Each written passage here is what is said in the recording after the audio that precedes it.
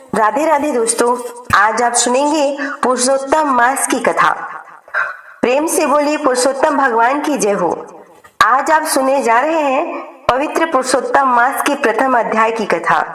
ऐसी मान्यता है कि जो श्रद्धा और विश्वास से इस कथा को सुनता है उसके जीवन में दुख, दरिद्रता और बाधाएं दूर होने लगती हैं। भगवान श्री हरि की कृपा से घर में सुख, शांति और समृद्धि का वास होता है।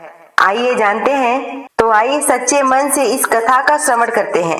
प्राचीन समय की बात है, जब मल मास आया तो सभी देवता और लोग उसे अशुभ कहकर तिरस्कार करने लगे, क्योंकि उस मल मास में कोई मांगलिक कार्य नहीं किए जाते। इस कारण वह मास बहुत दुखी होकर भगवान विष्णु के धाम वैकुंठ पहुंच गया।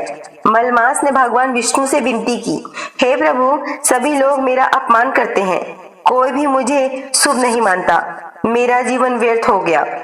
भगवान विष्णु को उस मलमास पर दया आ गई और उन्होंने कहा, आज से तुम केवल मलमास नहीं कहोगे, मैं तुम्हें अपना नाम देता हूँ। अब संसार तुम पुरुषोत्तम मास के नाम से जानेगी। भगवान बोले, जो भी भक्त इस मास में भक्ति, दान, जप, तप, कथा और पूजा करेगा उसे अनेक यज्ञों के बराबर पुण्य फल प्राप्त होगा। उसके पाप नष्ट होंगे और अंत में उसे मोक्ष की प्राप्ति होगी। यह सुनकर पुरुषोत्तम मास अत्यंत प्रसन्न हुआ। तभी से यह महीना भगवान श्री कृष्ण और भगवान विष्णु को अत्यंत प्रिय माना गया है। कहते हैं कि इस महीने में जो व्यक्ति गीता पाठ, तुलसी पूजा, दीपदान, दान पुण्य और कथा का श्रवण करता है उसके जीवन में चमत्कारिक परिवर्तन आने लगते हैं। एक बार बहुत से ऋषि मुनि नैमिषारण्य तीर्थ पर जाकर यज्ञ करने में तत्पर थे। उसी समय श्री सूत जी तीर्थ यात्रा के निमित्त भ्रमण करते हुए अपने शिष्यों के सहित वहां पर आ पहुंचे और मुनियों को देखकर नमस्कार कर आनंद मग्न हो गए।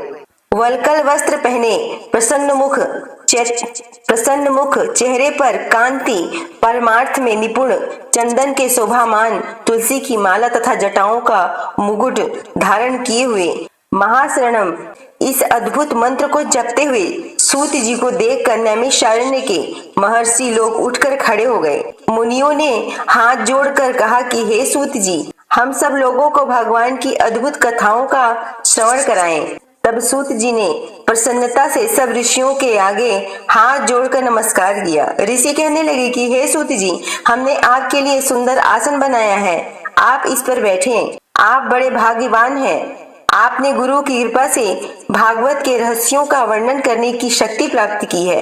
इस संसार सागर में हजारों बातें सुनने योग्य है, परंतु उनमें जो भी सार वस्तु हो, संसार सागर डूबते हुए जो पार करने के लिए जो शुभ श्रेष्ठ कथा आपके विचार में हो वही बतलाएं।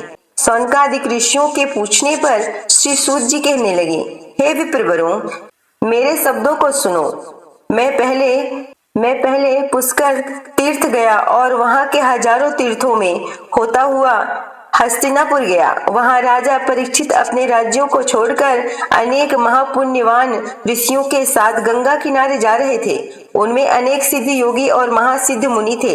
मैं वहां पर उस समाज को पूछ ही नहीं रहा था तो वहां श्री भगवान के चरण कमल में मन लगाए महामुनि व्यास जी के पुत्र सुखदेव जी पधारे, जिनकी 8 वर्ष की आयु शंख के समान कंठ, ऊंचे और चिकने केसों में घिरा हुआ था। घिरा हुआ मुख, दृढ़ कंधे, चमकती हुई कांति थी। वह अवधूत वेश, ब्रह्म स्वरूप थे। ऐसे महामुनि सुखदेव जी को देखकर सब मुनि हाथ जोड़कर खड़े हो गए। तब मुनियों ने बनाए हुए कमल चक्र जैसे ऊंचे आसन पर सुखदेव जी को बैठाया। उस आसन पर बैठे हुए ज्ञान समुद्र के चंद्रमा सुखदेव जी ऋषियों की पूजा को ग्रहण कर ऐसे शोभामान हुए जैसे तारागण में चंद्रमा शोभामान होता है। तो भक्तों, यह थी प्रथम अध्याय की कथा। इसके आगे आप सुनेंगे अगले अध्याय की कथा।